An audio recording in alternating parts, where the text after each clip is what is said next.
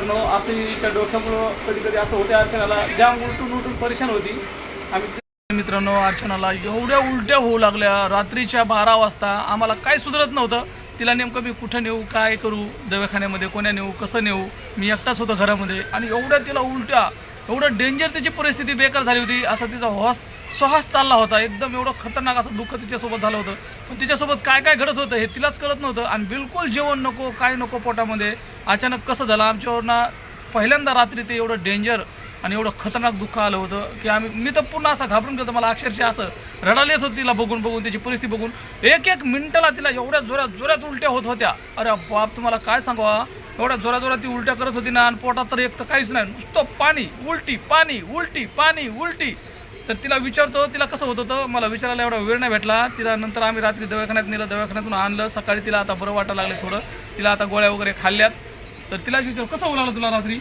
तर मला ना माझी रात्री एवढी तब्येत खराब झाली. मी काय करत होते, म्हणलं स्वयंपाक म्हणजे भाजी बनवायला बसले आणि अचानक एकदम असं मुळमुळ झाल्यासारखं वाटतं. आणि मला माझ्या जीवनामध्ये कधीच मला एवढ्या उलट्या झाल्या नाही. झाल्या उलट्या 1 ते 2 वेळेस झाल्या. 1-2 वेळेस असं भाजी करायला जेव्हा उठले तिथून उलटून आले की लगेच, म्हणजे नाही म्हणलं तर मला 8-9 वेळा उलट्या झाल्या. 8-9 वेळा सारखं. आणि भूक तर लागली होती, जेवू तर वाटत होतं, पण पाणी पिलं आणि जेवण बी केलं की डायरेक्ट उलट्या करायची. दवाखान्यात गेले, दवाखान्यात सुद्धा उलट्या केल्या. तर मग दवाखान्यातून आल्याच्या नंतर होत होत्या उलट्या, वापस चालू झाल्या. जेवण तर जात नव्हतं.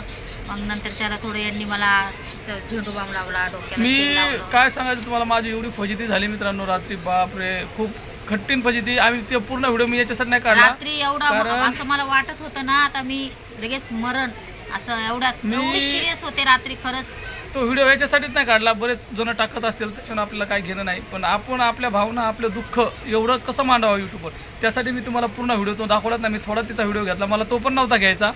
पण आपल्या जीवनात काय घडते कधीतरी यूट्यूबवर हा अपलोड केला आणि आपल्याला बघायला मिळेल आणि आपल्या भावनापर्यंत लोकांपर्यंत पोहोचत्याल.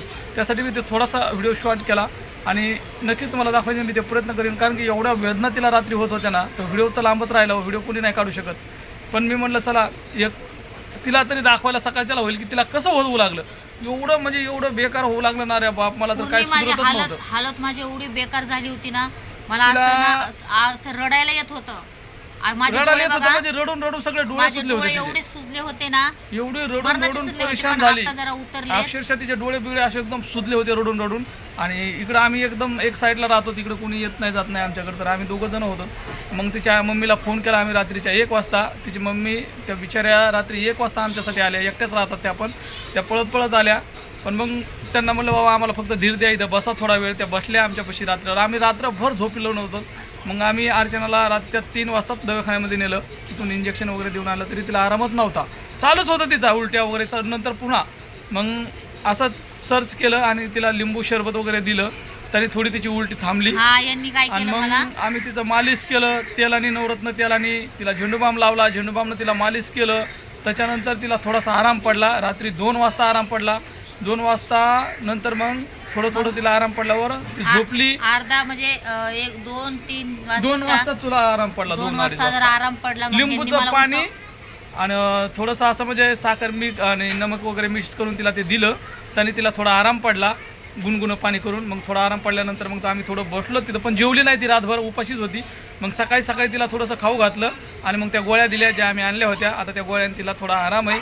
पण खरंच बापरे, खूप कठीण काळ होता रात्रीचा आमच्यावर. असा काळ कधीच कोणावर यावा नाही. म्हणजे मला ना जिंदगीमध्ये म्हणजे उलट्या झाल्यात मला बरेच वेळेस, पण एवढ्या वेळ नाही. दवाखान्यात जाऊन सुद्धा मी दवाखान्यामध्ये पण डॉक्टरला विचारलं की उलट्या करायच्यात मला, इथं कुठं आहे का जागा. तर ते डॉक्टर पण चांगले होते, त्यांनी मला जागा पण दाखवली. म्हणजे बाथरूम होतं त्यांच्या इथं, तिथं सुद्धा मी उलट्या केल्या. तसा दिवस खरंच कोणावर येऊ आणि खरंच हे होते, मी विसरणारच नाही ते रात्रीचं. कारण की रात्री माझ्यासोबत अजिबात झालं होतं. काय नाही मला माहित नाही. आणि मी नाटक पण करत नव्हते. आता मला थोडं हसायला येत आहे. यांनी मला व्हिडिओ दाखवला त्यासाठी.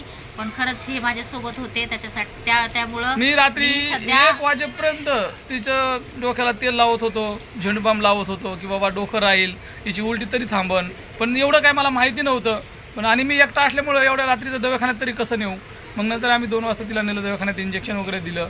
गोळ्या आणल्या तरी तिला आरामच नव्हता, आणि हे बिलकुल आराम सगळं नव्हता. माझं ना हे डोक्यामुळेच व्हायला लागलंय. आता काय माहिती काय झालंय काय नाही. काय आता बघू, तुम्ही आपले व्हिडिओ बघत राहा, सपोर्ट करत राहा. तुमच्या सपोर्टची आम्हाला खूप गरज आहे.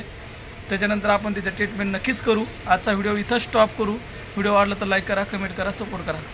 धन्यवाद मित्रांनो, आपली काळजी घ्या. आम्ही तिच्या बऱ्याच ठिकाणी ट्रीटमेंट केलं पण तिला आरामच पडत नाही. तर आता बघू सिटी स्कॅन करून कसं वाटतं तिला. आम्हाला सिटी स्कॅन करायला सांगितलं पण मी हीच ऐकलं नाही इथंच माझं. म्हणले ह्या डॉक्टरकडे मी थोडंसं ट्रीटमेंट करून बघते. तर हिला एवढ्या तकलीफ होतात ना, खूप अशा तकलीफ होती. आता हिला उलट्या वगैरे खूप झालेल्या आहेत. आता मी हिला घेऊन जाणार दवाखान्यामध्ये. तर चला भेटू नंतर नेक्स्ट व्हिडिओमध्ये.